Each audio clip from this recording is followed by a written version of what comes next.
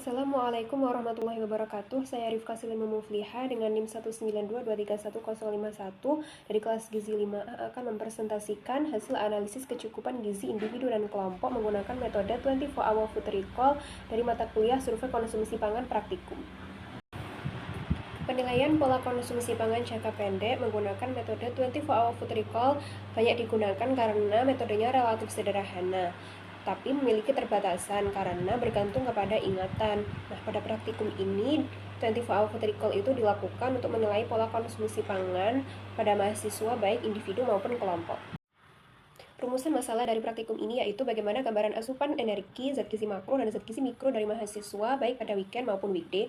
Lalu, apakah terdapat perbedaan pola konsumsi pangan dari weekend maupun weekday? Lalu, bagaimana ketepatan metode 24 Hour Food Recall dalam menggambarkan asupan gizi mahasiswa pada hari yang berbeda?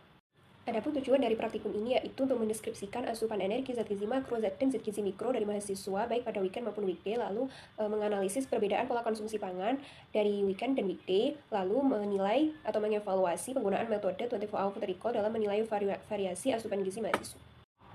Sedangkan manfaatnya yaitu dapat memberikan gambaran nyata mengenai pola konsumsi pangan mahasiswa baik pada weekend dan weekday, lalu juga dapat menjadi bahan pembelajaran bagi mahasiswa dalam memahami penerapan metode 24 Hour Food Recall dalam suatu survei atau penelitian.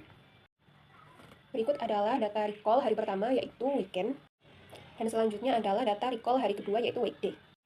Dan ini adalah hasil dari perhitungan kandungan gizi pada weekend dan weekday. Ini adalah hasil dari kecukupan gizi rata-rata individu, di mana analisis kecukupannya itu menggunakan metode pengukuran 77% AKG, dan di sini itu terdapat zat gizi yang masih kurang atau belum mencukupi, di mana yang masih kurang itu adalah energi, lemak, karbohidrat, serat, vitamin C, dan folat, dan yang terendah itu adalah serat.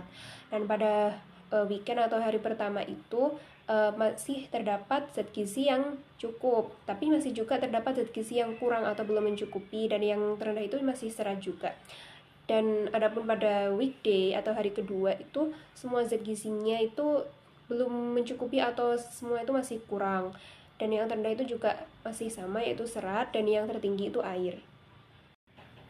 Dan ini adalah hasil kecukupan gizi dari kelompok, di mana analisisnya masih sama menggunakan metode 77% AKG, dan di sini dari zat gizi makronya itu yang cukup tuh masih protein dan lemak saja, dan yang persentase kecukupan tertinggi itu protein, dan yang persentase kecukupan yang terendah itu serat.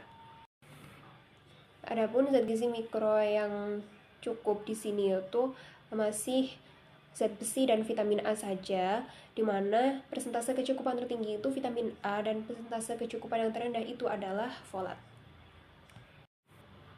Dan dari hasil analisis tersebut dapat disimpulkan bahwa survei konsumsi pangan menggunakan metode 24 Hour Food Recall ini dapat dilakukan baik pada individu maupun kelompok. Dan dalam praktikum ini, surveinya itu dilakukan selama 2 hari, yaitu 1 hari weekend dan 1 hari weekday. Nah, hasil survei pada individu ini menunjukkan bahwa masih terdapat zat gizi yang kurang atau belum mencukupi, yaitu energi, lemak, karbohidrat, serat, vitamin C, dan folat, di mana persentase kecukupan yang terendah itu adalah serat.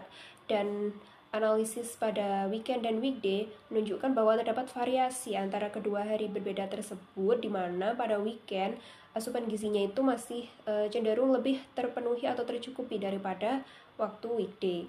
Dan adapun hasil survei pada kelompok menunjukkan bahwa masih banyak zat gizi yang kurang atau belum tercukupi menurut metode 24 Hour Food Recall, dan zat gizi yang sudah tercukupi hanya protein, lemak, zat besi, dan vitamin A.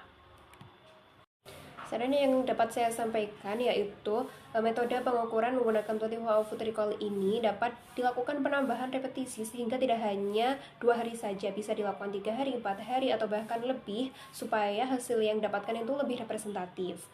Selain itu, alat bantu estimasi porsinya juga dapat menggunakan model makanan atau replika makanan sehingga tidak hanya menggunakan foto makanan saja.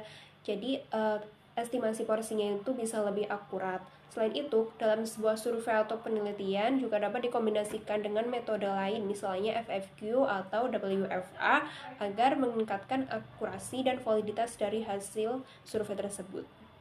Sekian presentasi dari saya. Terima kasih banyak atas perhatiannya. Kurang lebihnya mohon maaf. Wassalamualaikum warahmatullahi wabarakatuh.